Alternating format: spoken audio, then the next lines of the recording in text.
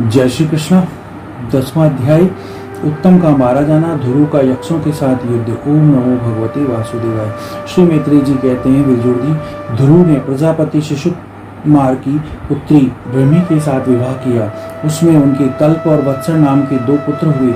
महाबली ध्रुव की दूसरी पत्नी वायुपुत्री इला थी। उससे उनके उत्कल नाम के एक पुत्र और एक कन्या रत्न का जन्म हुआ।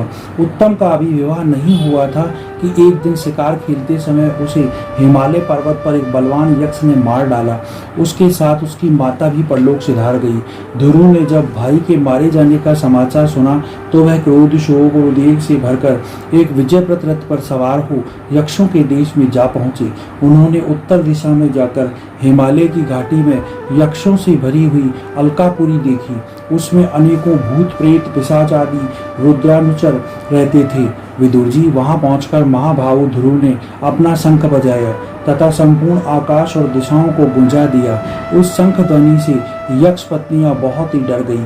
उनकी आंखें भय से कातर हो उठी। वीरवर विदुर जी, बलवान यक्ष वीर को वह शंखनाद सहन न हुआ, इसलिए वह तरह तरह के अस्त्र शस्त्र लेकर नगर के बाहर निकल आए और ध्रुव पर टूट पड़े। महारथी ध्रुव प्रचंड धनुर्धर थे। उन्होंने एक ही साथ उनमें से प्रत्येक को 3-3 बाण मारे। उन सभी ने जब अपने अपने मस्तकों में 3-3 बाण देखे तो उन्हें यह विश्वास हो गया कि हमारी हार अवश्य होगी। वह ध्रुव जी के इस अद्भुत पराक्रम की प्रशंसा करने लगे। फिर जैसे सब किसी के पैरों का आघात नहीं सहते, उसी प्रकार ध्रुव के इस पराक्रम को न सहन कर उन्हें भी बाणों के जवाब में एक ही साथ दूने 6-6 बाण छोड़े। यक्षों की संख्या 13 आयु थी।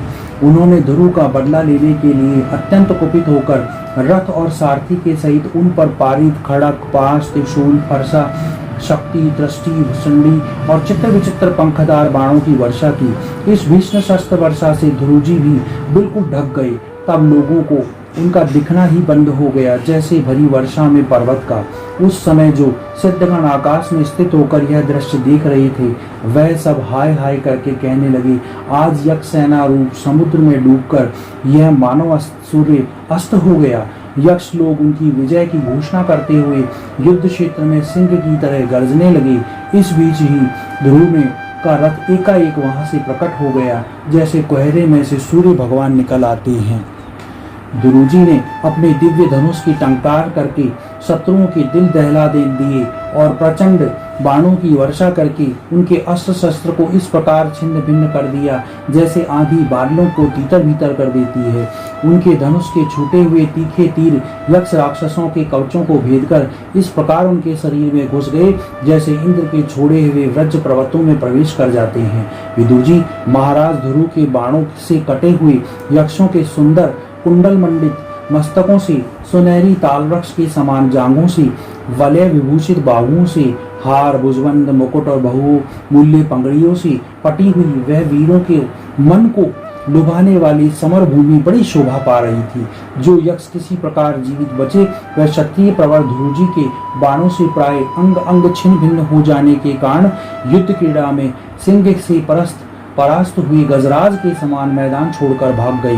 नरश्रेष्ठ ध्रुव जी ने देखा कि उस विस्तृत रणभूमि में अब एक भी शत्रु अस्त्र शस्त्र लिए उनके सामने नहीं है, तो उनकी इच्छा अलकापुरी देखने की हुई, किंतु वह पुरी के भीतर नहीं गई। ये मायावी क्या चाहते हैं, इस बात का मनुष्य को पता नहीं लग सकता। सारथी के इस प्रकार कहकर वह विचित्र रथ में बैठे हुए तथा शत्रु के नवीन आक्रमण की आशंका से सावधान हो गए। इतने में ही उन्होंने समुद्र की गर्जना के समान आंधी की भीषण शब्द सुनाई दिया तथा दिशाओं में उठी हुई धूल भी दिखाई दी। एक क्षण में ही सारा आकाश मेघमाला से घिर गया तथा सब और भयंकर गड़गड़ाहट के साथ बिजली चमकने लगी। निष्पाप विदुर जी, उन बादलों से खून, कप, पीन, विष्टा, मूत्र और चर्बी की वर्षा होने लगी। ध्रुव जी भी आगे आकाश से बहुत ही घड़ गिरने लगे। फिर आकाश में एक पर्वत दिखाई दिया।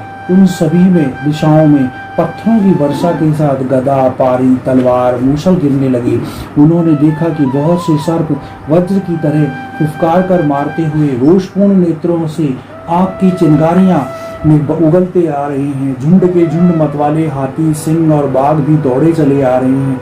प्रलय काल के समान भयंकर समुद्र अपनी उताल तरंगों से पृथ्वी को सब ओर से डुबा रहा है। बड़ी भीषण गर्जना साथ ही उनकी ओर बढ़ रही है। क्रूर स्वभाव असुर जी अपनी असुरी माया से ऐसे बहुत से कौतुक दिखलाए जिसमें कायरों के मन कांप सकते थे। ध्रुव जी पर असुरों ने अपनी दुस्तर माया फैलाई। यह सुनकर वहां कुछ मुनियों ने आकर उनके लिए प्रलय मंगल कामना की और मुनियों ने कहा, उतानपाद नंदन ध्रुव, शरणागत भयभंजन सर्वांगपाणी भगवान नारायण तुम्हारे शत्रुओं का संहार करे। भगवान का नाम तो है ही ऐसा जिसके सुनने और कीर्तन करने मात्र से मनुष्य दुस्तर मृत्यु के मुख से अनायास ही बच जाता है। बोलो भगवान श्री कृष्ण की जय। 10वां अध्याय समाप्त। ओम नमो भगवते वासुदेवाय।